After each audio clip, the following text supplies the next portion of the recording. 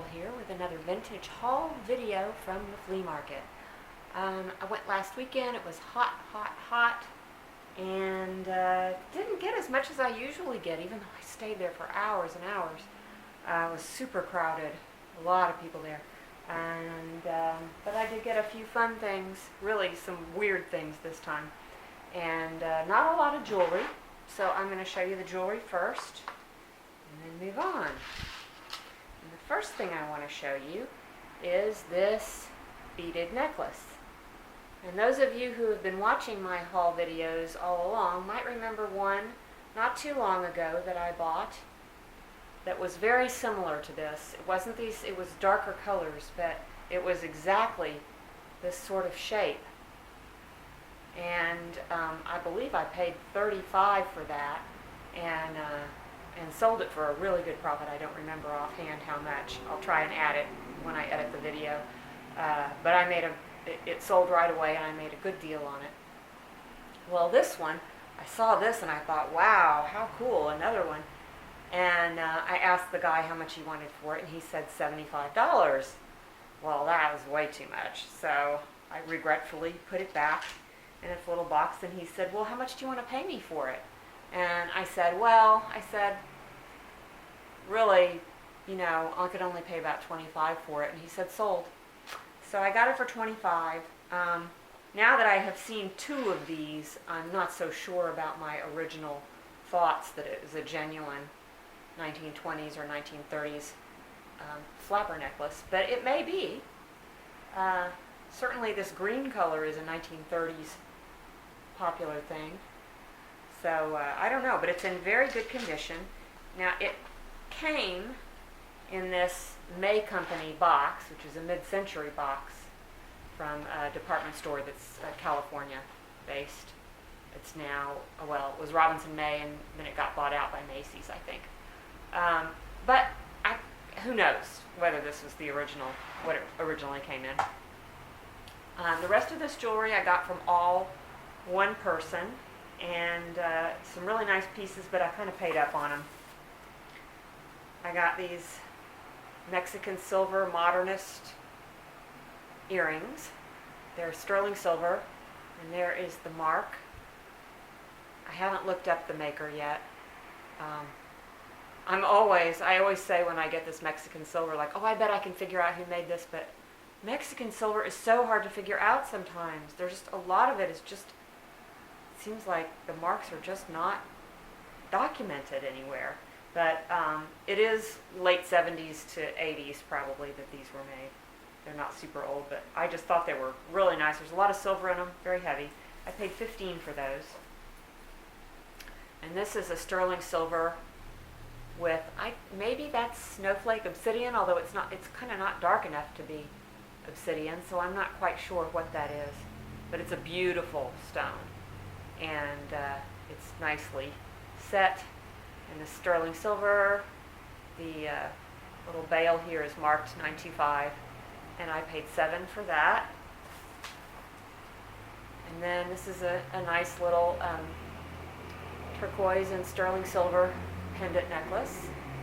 Looks possibly Native American. It, however, is not marked anywhere. He assured me, he dealt in really nice jewelry, and he assured me it was silver, and I believe him because it looks like it. And I'm pretty sure, I think that the chain is marked sterling. Yeah, I see something on there. I can't quite tell what it is, but it's got some kind of mark on the latch. But anyway, I paid $8 for that. It's a nice piece of turquoise in there. And then the last piece of jewelry is this little pin. And this is, I'm sure, from Peru with a little llama on it and the little people. I just like figural pins. It's sterling silver. It is marked 925, and then it's also marked 1C. I don't know what that means. But anyway, I just thought it was cute, and it was $5. It looks old. And that is it for the jewelry. Not very much this time. But also from this guy that I got all this jewelry from, I got this very cool combination lock. It's got these little deals that turn and have the different numbers on them. Now I don't have the combination, but I'm going to figure it out because each of these only has 6 digits on it. So it's 6 times 6 times 6 times 6 is going to be the number of possibilities.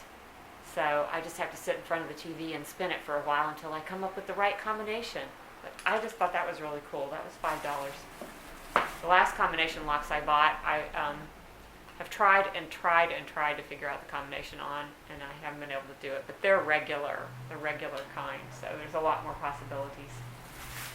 Okay, so let's see. Then I got some scarves, and this one I find interesting because it is a Roland Sands bandana. And Roland Sands, as far as I can figure out, makes motorcycle jackets, like leather motorcycle jackets, and they go for hundreds of dollars on eBay. I did not find a Roland Sands bandana anywhere online. This one, it says 1974. I don't know whether that's when this was made or when Roland Sands was founded or what. So I'm going to have to do some more research. But I did pay $3 for that. I figured it was worth a chance. Sometimes motorcycle stuff goes for lots of money. See, I also got a couple more scarves. These are just kind of your ordinary 1980s. This is a Liz Claiborne. Talk about typical 1980s design. These colors. This design is just so 1980s. And then this is an Anne Klein. These are both nice silk scarves. They're in really nice condition. And I paid $3 a piece for those. And then also from this scarf person, I bought this Swan. And he is made in Taiwan, but it does say 24% lead crystal clear. Anyway, I just thought it was a very attractive little piece. And it was only $4. The last glass Swan I bought sold almost immediately, so figured I would get another one. Okay, then from another dealer, I got this very curious piece. It's a little piece of Delft Pottery. And you can see on the bottom it says Delft Holland Squib. Squib as in the drug maker. And it's a little pharmacy, like a pestle from a mortar and pestle with a little RX on it for prescriptions. I don't know exactly what this is, whether it's a souvenir piece, an advertising piece, or something that was actually used. I don't know, but I thought the combination of Delft Pottery and the Squib name was very interesting. So I bought it. $5 I paid for that. And from that same dealer, and also for $5, I got this little celluloid box, which appears to be part of a dresser set, but I don't know what it's for. It has this unusual wedge shape. It's not the right size to be a toothbrush box. See, it opens. I don't know if anybody knows what that is. I haven't done any research on it yet, but it is in nice condition. I've got some of this green stuff already for sale in my shop, but not a piece shaped like this. That's that for that dealer. I got a piece of Mexican Redware pottery, this little box, and it's got the nice calla lily pattern on it.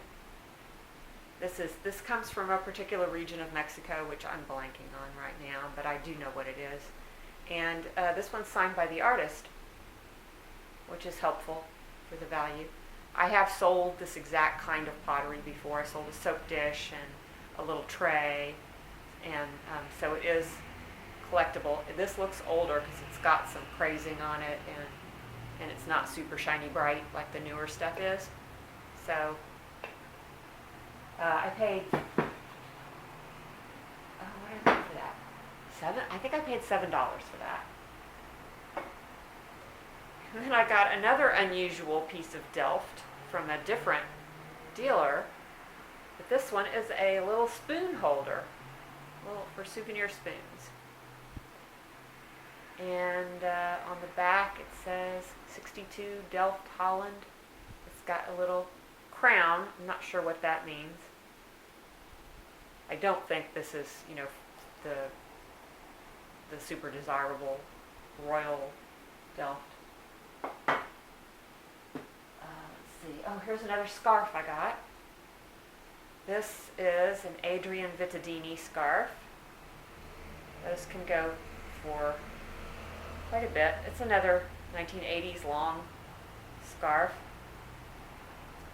There's the name. Pretty colors. That was $2. Grab these things.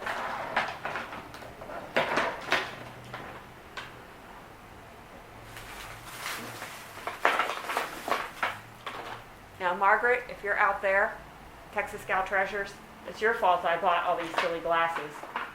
I bought all these glasses. And they were marked $5 a pair. I got 5 pair, and I asked if you'd take 20 for it, and he said, okay. This is one of my favorite dealers that always gives me such a hard time. He's a real hard bargainer, and I usually don't get real good prices from him, but he always has the most bizarre stuff. So somehow we usually come to some agreement, and I usually don't make a lot of money, but I do it anyway. Okay, so the first pair, some Tootsie glasses from the 80s, bifocals. Yeah, I can almost see what these are. Charming. Let's see.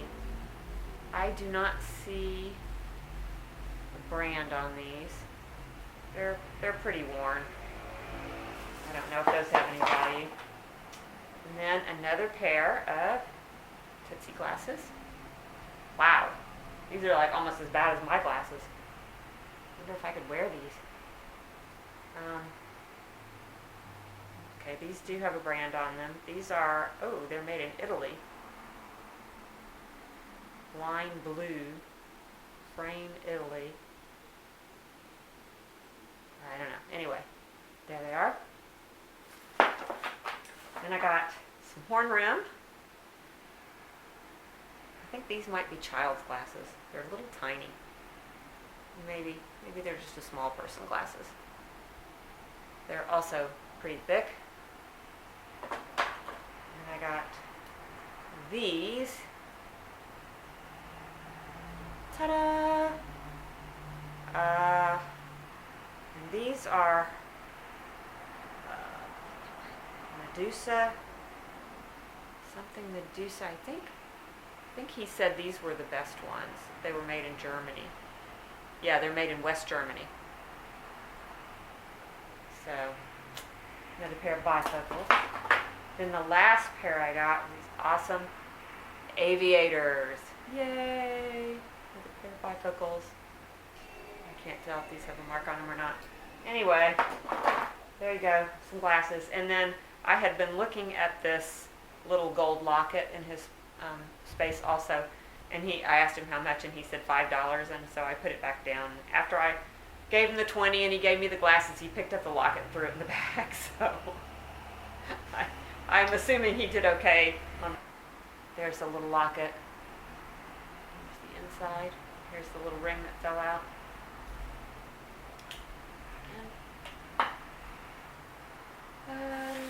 Okay. Oh yeah, okay, let me show you this stuff. I got this Art Deco electric clock. It is made by United. It's really filthy dirty, but the guy said he got it out of his mother's attic. He has no idea if it works or not. I only paid $5 for it, so we'll see.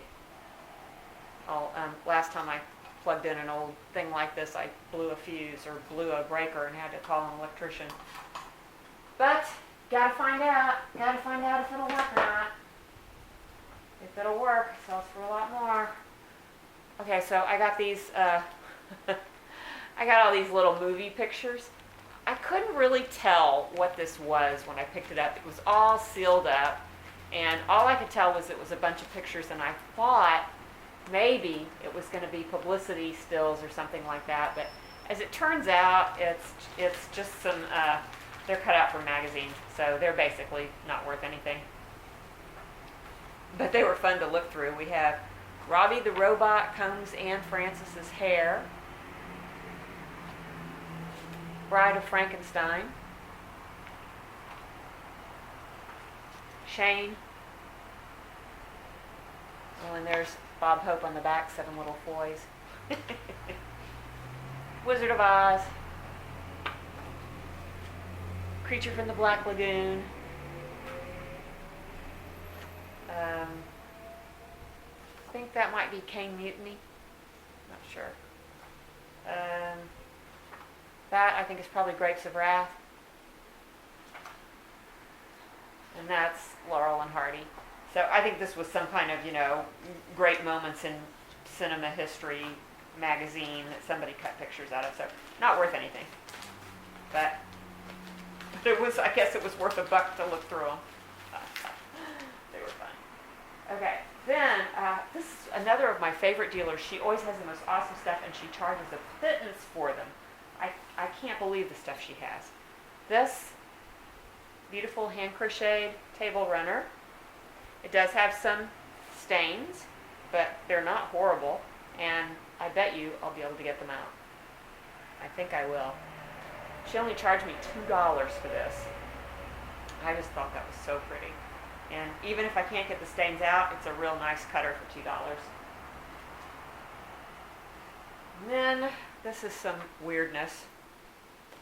This is a bracelet stems and sleeves for American cases. It's Swiss watch parts. Anyway, it's all these like little tiny screws and things in these little bitty vials for Elgin and Waltham watches. And I don't know if this has any value at all, but it seems like it should. A. Wattenhofer and Company, importers and jobbers of Swiss watch materials. Anyway, this whole little deal was $5, and I thought, how fun. Some watch repair person somewhere is going to love that. And then this, I could do a whole video on this autograph book alone. It is absolutely fascinating. First off, look how pretty the gold inside is. I don't know if that was a bug or what. But this is, the autographs in here date from 1914 to 1917. And I believe what they are is, I think that this belonged to a nurse who cared for World War I wounded soldiers at a military hospital. And most of them, they sign it, they put their name and their, military, the service and the whatever battalion they were in. A lot of them are English soldiers, some of them are Australian. And the date where they were wounded, what battle. And a lot of really sweet, there's some of the silly poems and things, but sometimes very sweet sentiments. Look at this one. He drew a picture. I don't know if that's a picture of the nurse or not, but how sweet. There's a stamp on this one. Halfpenny stamp. And there's one really neat drawing I want to show you, if I can find it. Oh, this is a good one. Look at that, what somebody drew. Isn't this just the most awesome thing? I've done the washing, I've done the scrubbing, but this is the limit. So there's a guy holding a baby that needs a diaper changed, I think. Okay, I'm not going to be able to find that picture, but anyway, this was $2. $2. I've already gotten $2 worth of entertainment just reading the autographs. Then this is a German pocket knife. It's got a logo of a whale on it. I know I've seen that before, but I don't know who that maker is, but I'm pretty sure I can find out. It's in very nice shape. It's got 2 blades plus a corkscrew. It's got this nice stripy celluloid handle. And that was $3. And then I got a clock key, which I really want to keep. Made in England, Popular Progress. Because you never know when you're going to buy an antique clock that needs to be wound. But that's a really nice clock key. $2.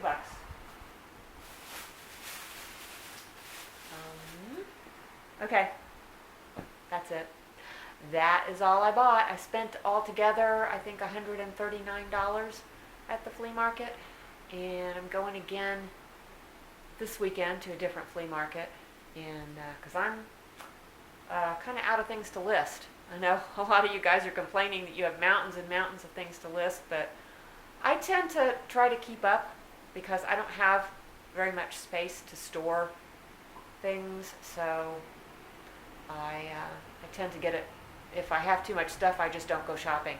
I keep listing until I get it listed, till I get things down to a manageable level. So that's kind of that's my little way of being disciplined, I guess. All right, so thanks for watching, and all of these things are or soon will be for sale in my Etsy shop, which is vintagedazzle.etsy.com. And if you're interested in anything here, let me know, and we can arrange something. All right, I will see you soon. Bye.